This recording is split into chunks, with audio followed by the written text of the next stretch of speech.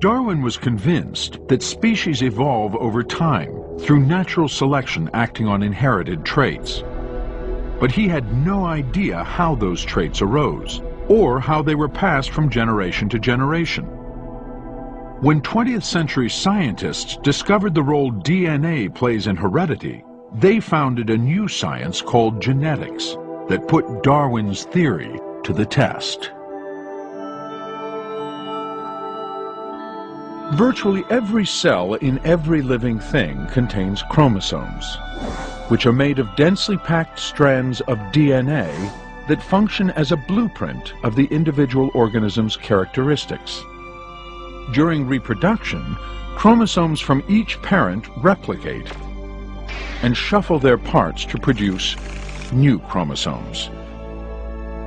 Then each parent passes chromosomes to offspring. But the process is imperfect. Along the way, DNA is subject to random mutations or mistakes, giving each offspring its own unique blueprint. Sometimes this produces characteristics in offspring that are benign. Other times it produces harmful characteristics, like a misshapen wing. But occasionally, the process gives rise to a beneficial trait. For example, a butterfly whose coloration mimics another species that tastes bad to birds. About 100 years after Darwin proposed that natural selection acts on new traits appearing in a population, genetics revealed the biological mechanism that gives rise to those traits in the first place. And therefore you could say that when modern genetics came into being, everything in Darwin's theory was at risk. Could have been overturned if it turned out that genetics contradicted the essential elements of evolutionary theory. But it didn't contradict them. It confirmed them in great detail. And as Miller would testify, a genetics paper published less than a year before the trial had confirmed what has long been the most inflammatory part of Darwin's theory: the common ancestry of humans and apes. That paper explored a curious discrepancy in our chromosomes. The cells of all great apes, like chimpanzees, gorillas, and orangutans, contain 24 pairs of chromosomes. If humans share a common ancestor with apes, you'd expect us to have the same number. But surprisingly, human cells contain only 23 pairs. The question is, if evolution is right about this common ancestry idea, where'd the chromosome go? Well, evolution makes a testable prediction. And that is that somewhere in the human genome, we ought to be able to find a piece of Scotch tape holding two chromosomes together, so that our 24 pairs, two of them were pasted together to form just 23. And if we can't find that, then the hypothesis of common ancestry is wrong and evolution is mistaken.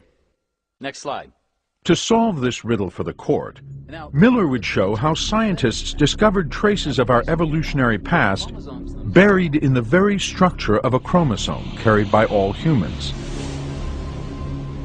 Typically, on the ends of every chromosome, you should find special genetic markers, or sequences of DNA, called telomeres. And in their middles, you should find different genetic markers called centromeres. But if a mutation occurred in the past, causing two pairs of chromosomes to fuse, we should find evidence in those genetic markers, telomeres not only at the ends of the new chromosome, but also at their middles, and not one, but two centromeres. Finding a structure like this in our chromosomes would explain why humans have one pair fewer than the great apes. And if we don't find that, then evolution is in trouble. Next slide. Lo and behold, the answer is in chromosome number 2. All of the marks of the fusion of those chromosomes predicted by common descent and evolution, all those marks are present on human chromosome number 2. So the case is closed in a most beautiful way. And that is, the prediction of evolution of common ancestry is fulfilled by that lead pipe evidence that you see here, in terms of tying everything together. that our chromosome, formed by the fusion from our common ancestor, is chromosome number 2. Evolution has made a testable prediction, and it has passed. So, modern genetics and molecular biology actually support evolutionary theory? They support it in great detail.